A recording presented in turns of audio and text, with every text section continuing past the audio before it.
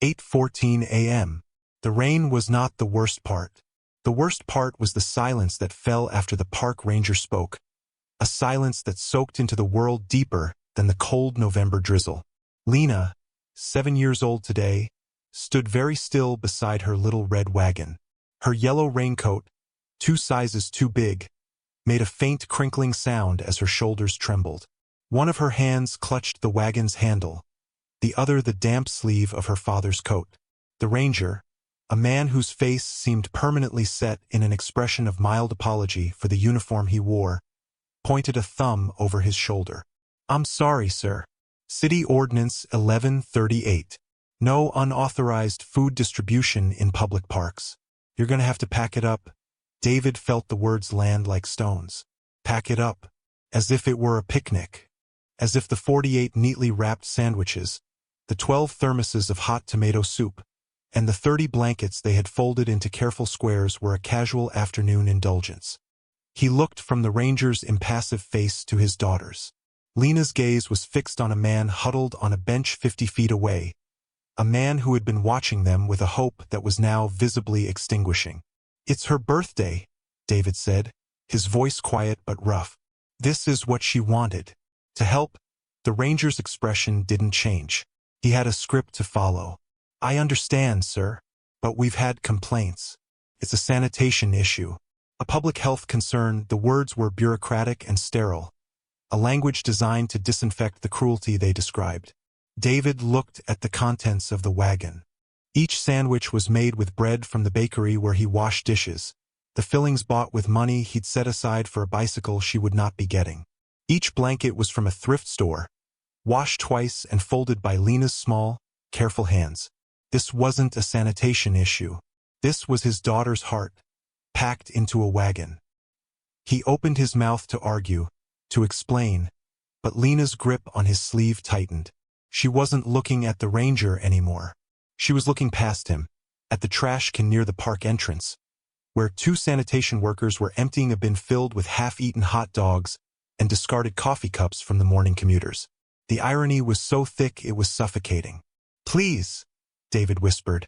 "Just let her give out one." The ranger shifted his weight, the leather of his belt creaking. "Can't do it. My hands are tied. My supervisor's been very clear. If I let you do it, I have to let everyone. You have 5 minutes to clear the area, or I'll have to issue a citation." The word hung in the air, alien and absurd. A ticket for an act of kindness. A fine for feeding the hungry. Across the wet expanse of grass, partially obscured by the skeletal branches of a maple tree, a man sat on a motorcycle. He was large, a mountain of dark leather that seemed to absorb the gray light.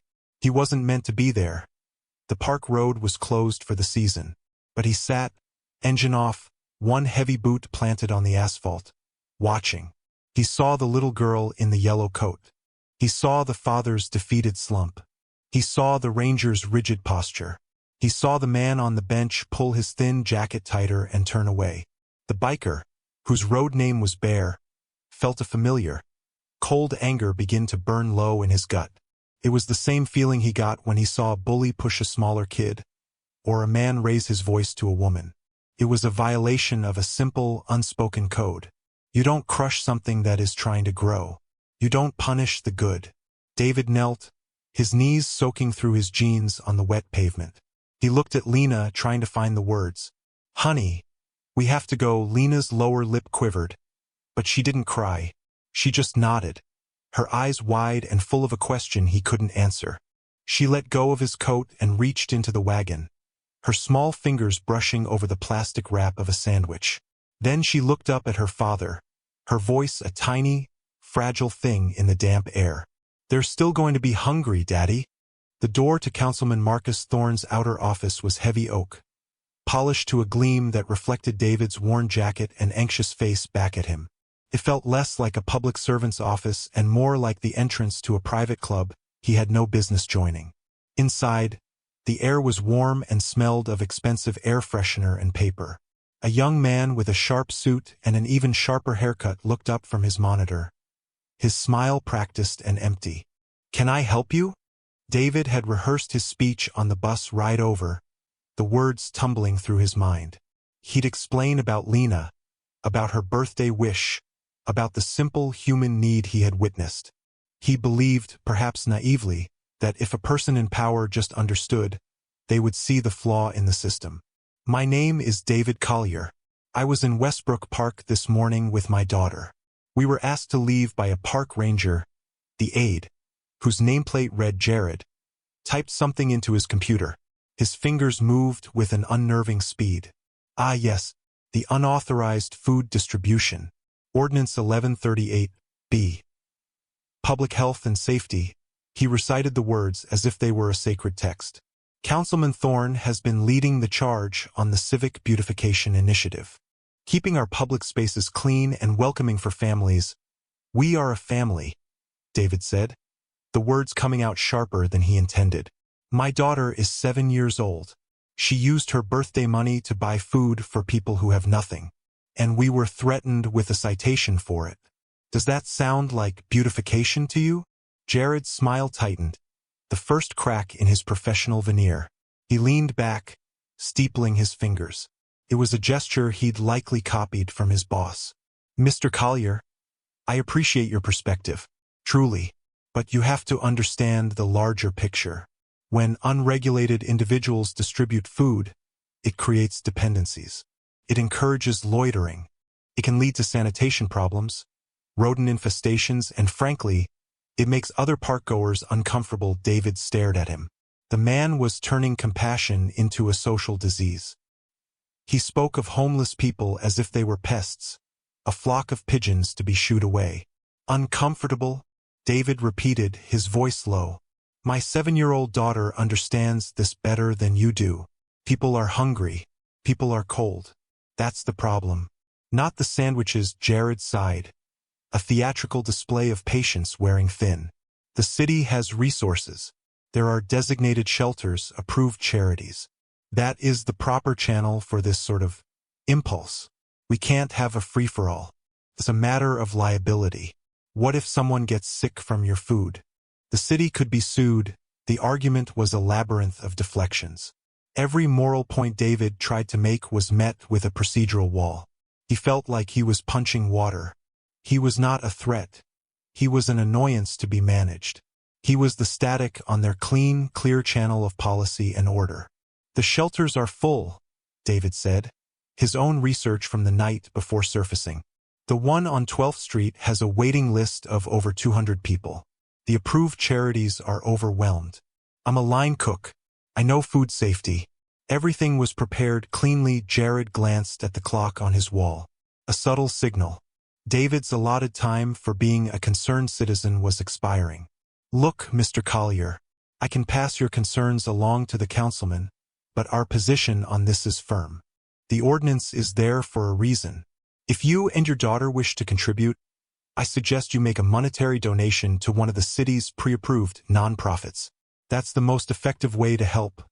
He slid a glossy brochure across the polished desk. It was for the Civic Beautification Initiative. It featured a picture of a smiling, affluent family having a picnic in a pristine, empty park. There wasn't a single hungry person in sight. David looked at the brochure, then back at the aide's placid, unmovable face. He felt a profound sense of isolation. The system wasn't broken. It was designed this way. It was a fortress of rules and regulations built to protect the comfortable from the sight of the uncomfortable. He didn't take the brochure. He turned and walked back toward the heavy oak door, the smell of air freshener clinging to him like a shroud. As he stepped out into the hallway, he heard Jared's voice behind him, already on the phone, his tone once again bright and efficient. Yes, Councilman Thorne's office. How can I direct your call? The dismissal was absolute. He and Lena weren't a cause. They were a complaint that had been processed and filed away. Their apartment was on the 3rd floor of a walk-up, small and filled with the scent of old books and whatever David had cooked the night before. It was a space defined by love, not by square footage. On the refrigerator, held by a magnet shaped like a cartoon cat, was Lena's birthday wish. It wasn't a list of toys or a request for a party. It was a drawing, made with the fierce concentration only a 6-year-old can muster. The picture showed a row of stick figures with sad, downturned mouths, standing in the snow. Next to them was a big, yellow house with smoke curling from the chimney, and inside, the same stick figures were now smiling, holding mugs of what was clearly hot chocolate. At the top, in wobbly letters, she had written, "My wish." The wish had been born a month earlier, on a cold night when David was walking Lena home from the library. They had passed a man huddled in a doorway, wrapped in a newspaper that had grown soggy in the damp air. Lena had stopped, her small hand tightening in his. "Why is he sleeping there, Daddy?" "He'll be so cold." David, a widower for 3 years, had always promised himself he would be honest with his daughter. He explained, in simple terms, that the man didn't have a home, that sometimes things happened in life that left people with nowhere to go.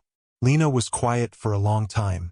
When they got home, as he was tucking her into bed, she asked, "Can we give him our house?" His heart had ached.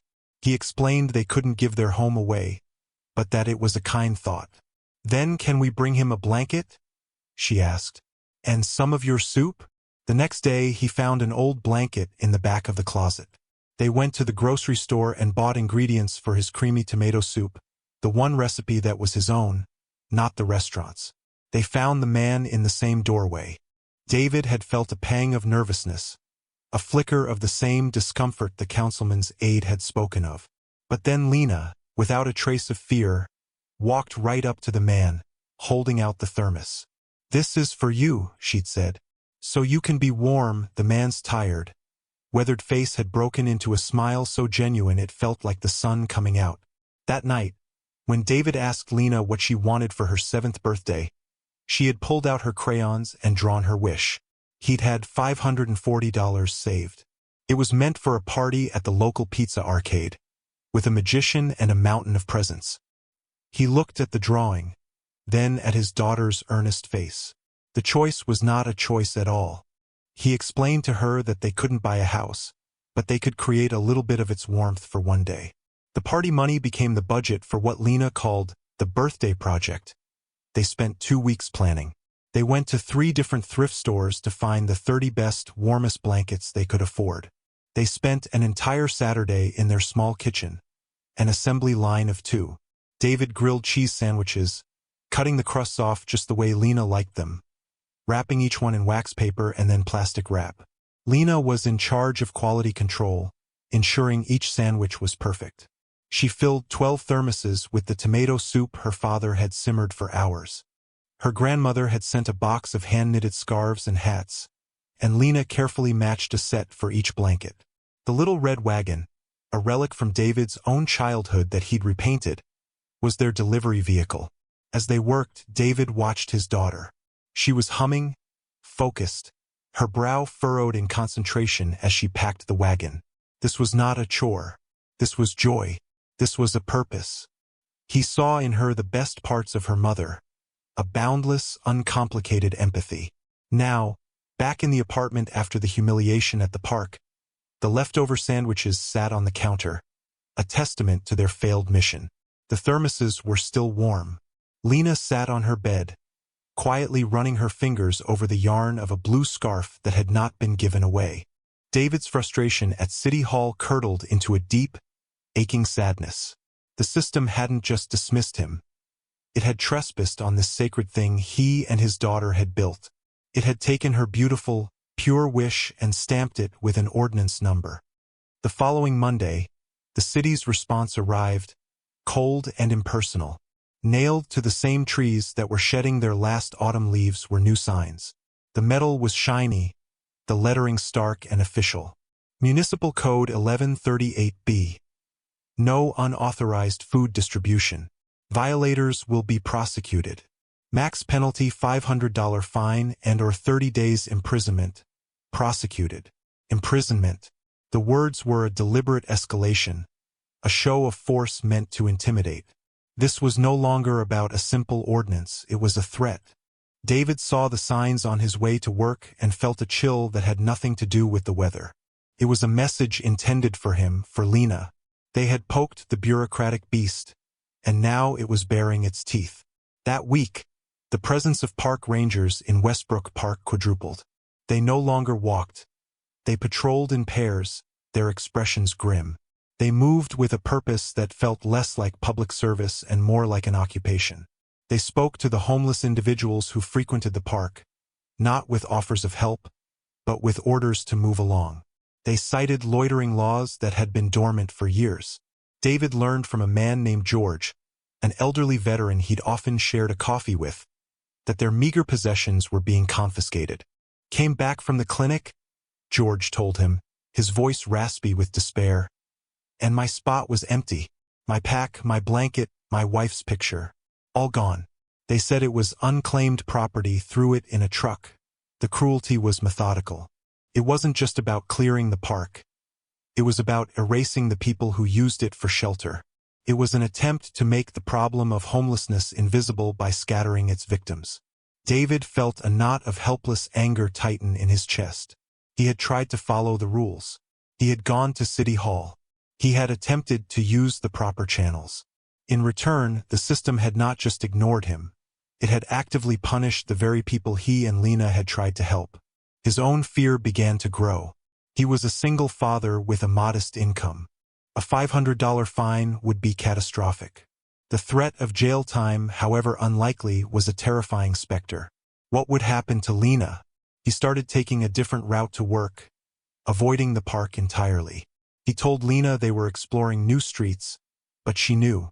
She was quiet, withdrawn. The vibrant energy of the birthday project was gone, replaced by a somber watchfulness. One evening, as he was reading her a bedtime story, she put her small hand on the page, stopping him. She looked at him, her eyes searching his face with an unnerving clarity. "Daddy," she asked, her voice barely a whisper, "did we do something bad?" The question struck him like a physical blow. He pulled her into a hug, burying his face in her hair, trying to shield her from the ugly truth that the world often punished goodness. "No, sweetie," he murmured, his voice thick. "No, you did the best thing. The most beautiful thing. The world is just confused sometimes." But his words felt hollow, even to him. He was trying to protect her innocence. But the city's actions were a powerful, opposing lesson. They were teaching her that kindness was a crime, that empathy was a liability, and that the powerful could crush the powerless without consequence. He felt trapped. He called the local newspaper, the one that had run a flattering piece on Councilman Thorne's beautification initiative a month prior. He spoke to a bored-sounding editor who cut him off mid-sentence. Yeah, I get it. Look, a guy getting kicked out of a park isn't exactly front-page news. We've got a 5-alarm fire downtown. Call me if the mayor gets involved." He hung up. David sat in the dark of his living room long after Lena was asleep, the silence of the small apartment pressing in on him. The city was a machine, and he was just a piece of grit in its gears. The fear was no longer just for himself, but for the lesson his daughter was learning. He had taught her to be kind, and the world was teaching her to be afraid. Bear sat at a heavy wooden table in the Acheron Guard clubhouse, the place silent except for the low hum of a beer cooler. The clubhouse wasn't the den of chaos portrayed in movies. It was clean, orderly, the walls adorned with plaques commemorating fallen brothers and photos from charity runs. On the table in front of him was a single, pristine copy of the city's municipal code, sourced from the public library. He had read Ordinance 1138B and its attached penalties a dozen times. Prosecuted. Imprisonment. The words felt profane when he thought of the little girl in the yellow raincoat. He hadn't been at the park by chance. The cemetery where his brother, Saint, was buried bordered Westbrook Park. He visited every year on the anniversary of the day Saint had been killed by a drunk driver. He went to sit, to remember, to be quiet. From the cemetery hill, he had a clear view of the park's main lawn. He had been there that morning, lost in thought, when the little red wagon caught his eye. He'd watched the girl and her father set up, a quiet efficiency to their movements. He saw them offer a blanket to a man he recognized as a local vet. He saw the hope in the faces of the others who had gathered. It was a small, perfect moment of grace in a world that had little of it. Then he saw the ranger arrive. He watched the negotiation, the father's pleading posture, the girl's small hand clutching his coat. He saw the moment the light went out of the girl's eyes. It was a tiny thing, a flicker of extinguished hope, but for Bear, it was like a flare in the dark. It triggered something deep within the club's ethos, a principle that was as unwritten as it was unbreakable. You protect the vulnerable. And there was nothing more vulnerable than a child's earnest attempt at goodness. After he'd seen them leave, he'd ridden down and spoken to the vet, a man named George. George told him about the girl, her birthday, the sandwiches. Later that week, George had called him, his voice cracking, to tell him about the signs, the increased patrols, his wife's stolen picture. The cold anger Bear had felt in the park had solidified into something hard and clear, a resolve. That night he called a church meeting. The clubhouse filled with the members of the Akron Guard's founding chapter. These were not young troublemakers. They were men in their 40s, 50s, and 60s. They were mechanics, electricians, small business owners, veterans, even a couple of lawyers who handled the club's official business. They looked less like a gang and more like a cross-section of the working class, bound by leather and a shared code. Bear stood before them, not with fire and brimstone, but with a quiet, deliberate story.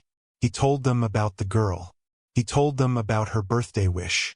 He told them about the sandwiches, the ranger, and the ordnance. He told them about the new signs, the confiscated belongings, and the picture of a dead wife tossed in a garbage truck. He finished by telling them what the girl had said to her father. "They're still going to be hungry, Daddy." A deep silence filled the room. These were hard men, men who had seen the worst of the world. But the image of a 7-year-old girl having her spirit casually broken by a city councilman's vanity project struck a resonant chord. It was an offense against basic decency. It was, in their world, a declaration. A member named Doc, a retired Army medic, spoke first. "This Thorne, he's the one who rezoned that downtown property for his developer buddy, right? The one that was supposed to be a new a clinic?" A murmur of assent went through the room. They knew who Marcus Thorne was. They knew his brand of slick, smiling corruption. "So what's the plan, Prez?" asked a younger member. "We're not vigilantes," Bear said, his voice a low rumble that commanded absolute attention.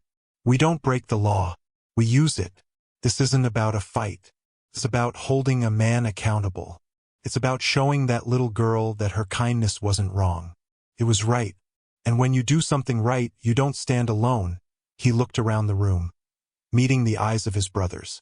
"We're going to give this councilman a lesson in public health and safety. We're going to show him what a community really looks like.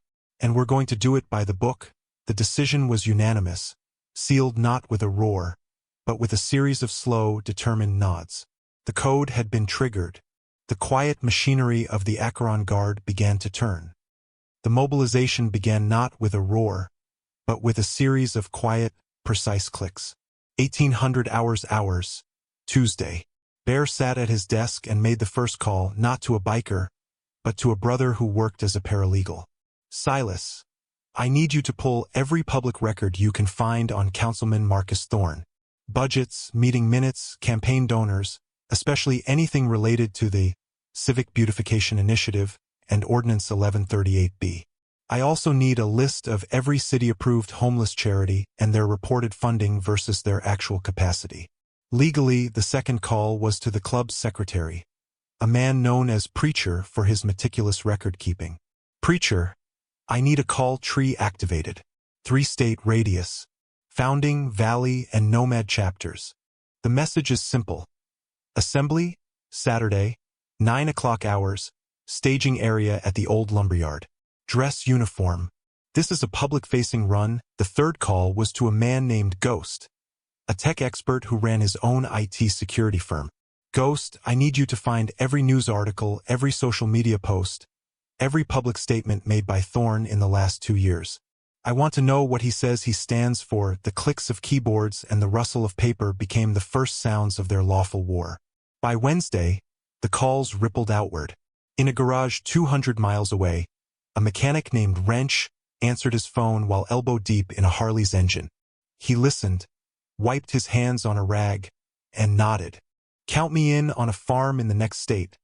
A grizzled veteran known as Sarge was mending a fence.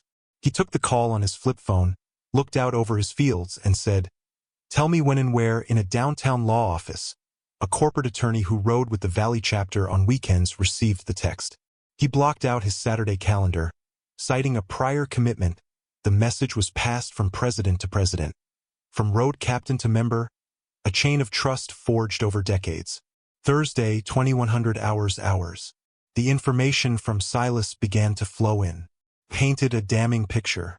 The budget for Thorne's beautification initiative was $150,000, with $70,000 allocated for sanitation enforcement, which included the new signs and overtime for park rangers. The city's entire budget for homeless outreach services, by contrast, was a paltry $50,000, an amount that hadn't increased in 10 years. Ghost's research provided the hypocrisy. He found a video of Thorne at a charity gala, speaking eloquently about our city's duty to the least fortunate among us.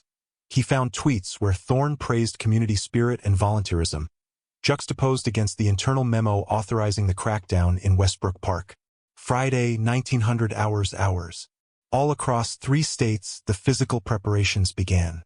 This was not a chaotic gathering. It was a disciplined muster. In dozens of garages, men cleaned their motorcycles not for show, but out of respect for the occasion.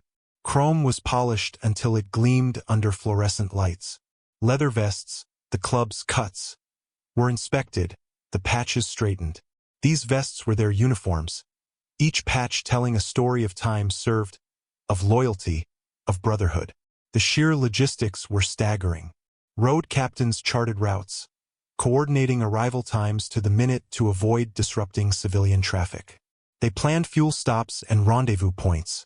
The head count, tracked on a shared digital map in Preacher's office, climbed steadily. 50, 97, 142, 219, 250. The number settled at 250 riders. They were not coming for a brawl.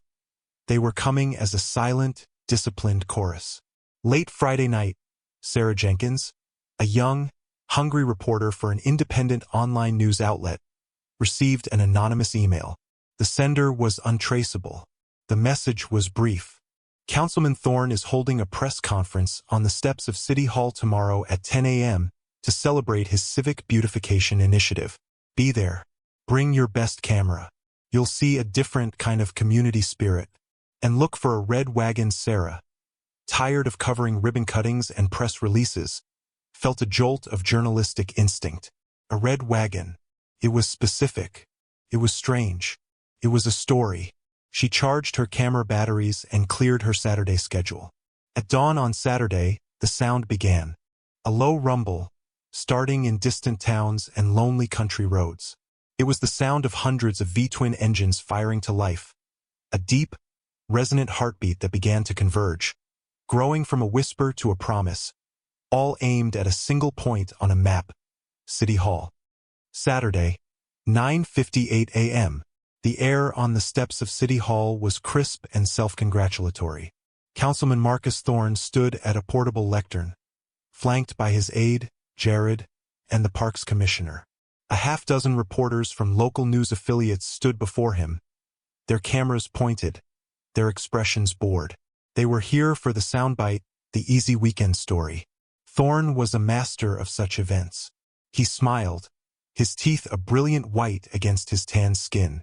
"Thank you all for coming," he began, his voice smooth and amplified by the microphone. "Today marks a victory for every family in this great city. Our civic beautification initiative is already showing tremendous results.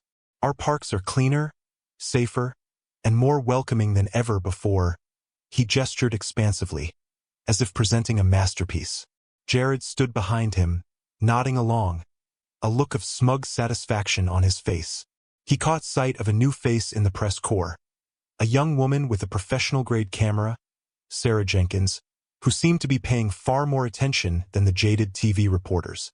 At precisely 10 a.m., a new sound entered the audio mix. It was low, at the edge of hearing at first, a faint, deep vibration that seemed to come from the ground itself. Thorne faltered for a second, his smooth delivery hitching. He glanced around. The TV crews looked annoyed, assuming it was a passing construction truck. But the sound didn't pass. It grew. It was a rumble that became a growl that became a roar. It wasn't the chaotic noise of a random traffic jam. It had a rhythm, a cadence, the synchronized thunder of a coming storm. Heads began to turn. Down the main boulevard they appeared. A wedge of motorcycles, two abreast, moving with the disciplined precision of a cavalry charge. They were not speeding or weaving. They were proceeding at exactly the speed limit.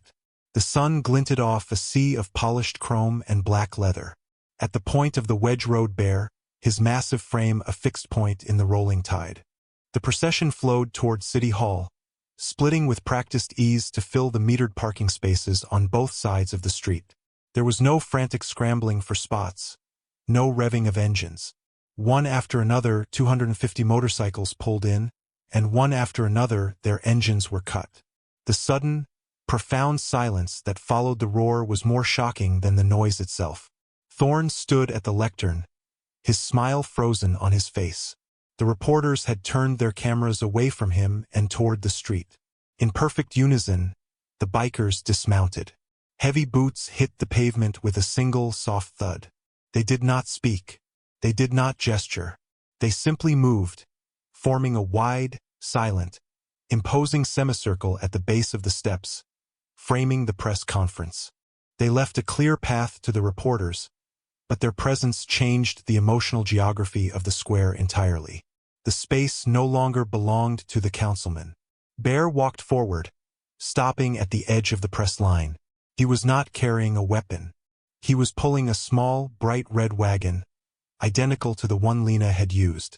The wheels made a soft, rattling sound on the pavement, a child's toy in a deadly serious tableau. He parked it directly in front of Sarah Jenkins. Thorne, trying to regain control, tapped the microphone. Ahem. As I was saying, our city's parks.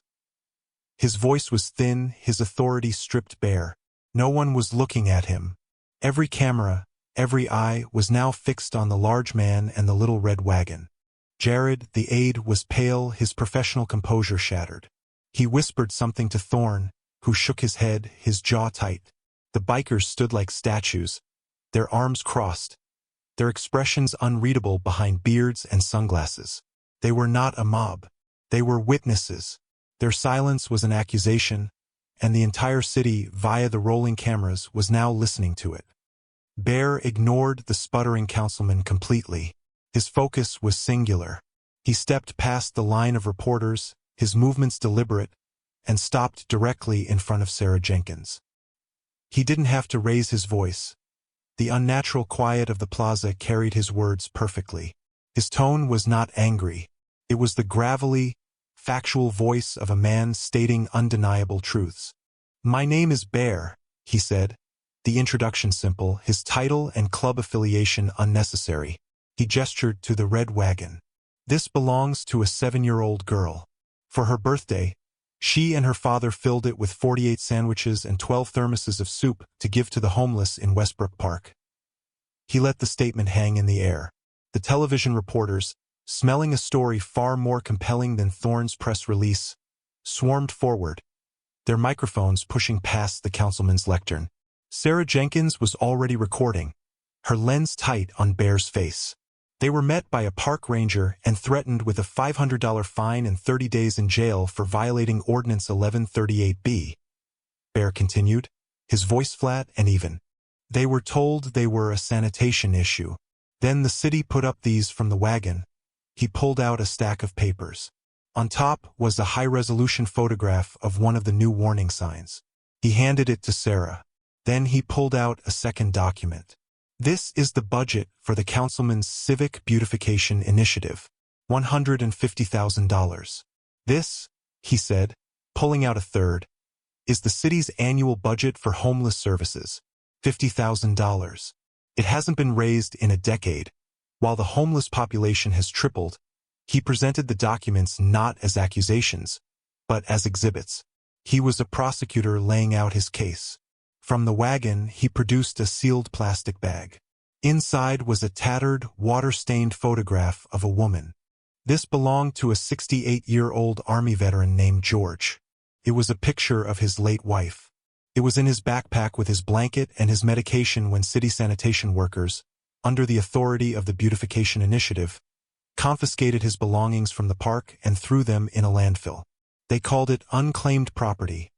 A gasp went through the small crowd of onlookers that had gathered. Thorne, seeing his political career evaporating in real time, stepped forward. Now, see here. This is a gross mischaracterization. These are necessary public health measures. Just as he spoke, a path opened through the silent ranks of the bikers. Two of the largest members, their faces grim, escorted two figures forward, David and Lena. David's face was pale but determined. Lena, holding his hand, wore her yellow raincoat. She looked small and overwhelmed, but not afraid. She was surrounded by 250 guardians. They stopped beside Bear. Bear looked down at Lena, and for the first time his expression softened. He knelt, bringing his massive form down to her level. The gesture was one of profound respect. "We heard you needed some friends," he said, his voice now a gentle rumble. He reached into the wagon and pulled out a single, neatly wrapped sandwich, a survivor from the batch made on her birthday. He offered it to her. "We believe in what you did." Lena looked at her father, who nodded, his eyes shining with tears. She took the sandwich. Sarah Jenkins' camera captured it all. The massive biker, the small child, the simple offering. The other news crews, abandoning Thorne completely, focused their lenses on this powerful, silent exchange. The mask of Thorne's authority had not just slipped. It had been methodically and publicly dismantled by undeniable facts, presented with disciplined strength. The truth, pulled in a little red wagon, had finally arrived. The story detonated online. Sarah Jenkins' article, published within the hour, was titled, "The Birthday Wish, the Bureaucrat, and the 250 Guardians." It was a masterpiece of factual reporting, weaving together the emotional core of Lena's story with the cold, hard data Bear had provided. It included photos of the budget documents, a close-up of George's wife's picture, and the stunning shot of Bear kneeling before Lena. By noon, the story had been shared 10,000 times. By evening, it was a national headline. The television footage was even more potent.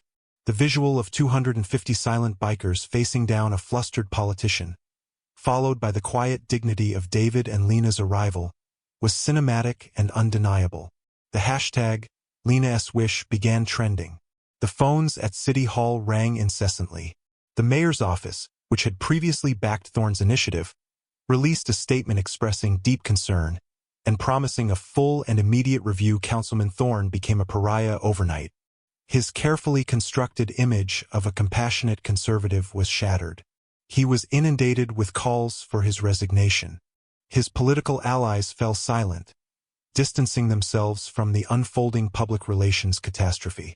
On Monday morning, under immense public pressure, the City Council announced an emergency session to address the Civic Beautification Initiative and Ordinance 1138B. When the session was called to order, the public gallery was full. The Acheron Guard was there, but not in a threatening mass.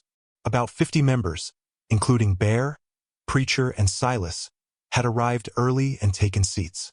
They wore simple black shirts, their club affiliation visible only to those who knew. They sat quietly, their presence a powerful symbol of civic engagement. David and Lena were there too, sitting in the front row. The council meeting was a rout. One by one, other council members, fearing the same public wrath that had consumed Thorne, condemned the initiative. Thorne himself sat stone-faced and silent, a man adrift. The parks commissioner offered a rambling apology, blaming miscommunication and overzealous enforcement. Then, the floor was opened for public comment. David, his voice shaking but clear, walked to the podium. He didn't shout or accuse. He simply told his story. He spoke of his daughter's wish, of the joy they had felt preparing the food, and of the crushing weight of being told their compassion was a crime. He ended by reading Lena's simple, heartbreaking question, "Did we do something bad, Daddy?" When he finished, the chamber was silent for a long moment, then erupted in applause. Next, Bear approached the podium. He did not speak of the club or their actions. He spoke as a citizen. He laid out a proposal, drafted over the weekend by the club's lawyers and several community activists they had contacted. It was called Lena's Wish. The proposal was simple and brilliant. It called for the immediate repeal of Ordinance 1138B. It recommended that the remaining $120,000 in the Civic Beautification Initiative budget be reallocated to fund a new program, a mobile outreach van, operated by a trusted local charity, that would deliver food, blankets, medical supplies, and social services directly to the city's homeless population. It even suggested a name for the volunteer corps that would support it, the Red Wagon Brigade. As a final, stunning gesture, Bear announced that a coalition of local businesses and private citizens, quietly organized by the Akron Guard over the last 48 hours, had already pledged $75,000 in matching funds, with an initial $10,000 donation from the club itself. He had not come with a complaint. He had come with a fully formed, funded solution. The council was cornered. To vote against the proposal would be political suicide. The motion to repeal the ordinance and approve Lena's Wish was introduced. The vote was unanimous. Justice had been delivered, not through threats or violence, but through public accountability, meticulous documentation, and the strategic application of community pressure. It was a victory won in the open, under the lights of the council chamber, for everyone to see. 1 year later, the rain fell again, but this time it was a soft, cleansing spring shower. Lena's 8th birthday party was not in a park or a pizza arcade. It was in the spacious, brightly lit common room of the newly dedicated Westbrook Community Shelter. The building, a formerly abandoned warehouse, had been renovated using city funds unlocked by the Lena's Wish initiative, supplemented by a flood of private donations that had poured in after the story went public. The shelter offered not just beds, but job counseling, medical services, and a permanent address for those trying to get back on their feet. The party was loud and joyous. Lena, no longer swimming in her clothes, ran through a crowd of laughing children. Many of them were residents of the shelter. Her friends from school were there, too, their parents having eagerly RSVP'd. The division between the housed and the unhoused had, for this afternoon at least, dissolved. David, now the head chef at the shelter's fully equipped kitchen, watched from the sidelines, a relaxed smile on his face. He was no longer just a line cook. He had found his calling. He saw George, the veteran, across the room, showing a group of kids a new, professionally framed photo of his late wife. George now had his own small apartment and worked part-time at the shelter's front desk. The Red Wagon Brigade, a robust volunteer group of students, retirees, and local families, now operated 2 fully stocked vans that made nightly rounds through the city. Their logo, emblazoned on the side of the vans and on their volunteer t-shirts, was a simple, powerful image. A little red wagon. A heavy, familiar hand clapped David on the shoulder. It was Bear. He and a dozen other members of the Akron Guard were there, not in their cuts, but in casual clothes, blending in as unassuming guests. They were no longer silent guardians. They were part of the community they had helped to heal. They were uncles, friends, protectors. "She's gotten bigger," Bear rumbled, nodding toward Lena. "She has," David said, his voice thick with gratitude. "You gave her back her birthday." "She gave us all something back," Bear corrected. "Reminded us what's important later." As Lena was about to blow out the candles on a cake baked by her father, Bear knelt before her again. He was holding a small, gift-wrapped box. "Happy birthday." Lena tore the paper off. Inside, nestled in tissue paper, was a child-sized black leather vest. It was an exact replica of the Akron Guard's cut, but the back was empty except for a single, beautifully embroidered patch. It depicted a bright red wagon, overflowing with loaves of bread and blankets, set against a rising sun. On the front, over the heart, a small patch read, Founder Lena's eyes went wide. She looked at Bear, then at her father, then at the vest. She carefully slipped her arms into it. Fit perfectly. She ran her fingers over the red wagon patch, a symbol of a simple wish that had refused to be extinguished. It was a testament to the fact that the world, which had once seemed so confused, could be taught to be better. It was proof that a single act of kindness, when protected by lawful strength and embraced by a united community, could do more than just feed the hungry for a day. It could reform a city, restore dignity, and leave behind a legacy of hope, stitched into the very fabric of a little girl's vest.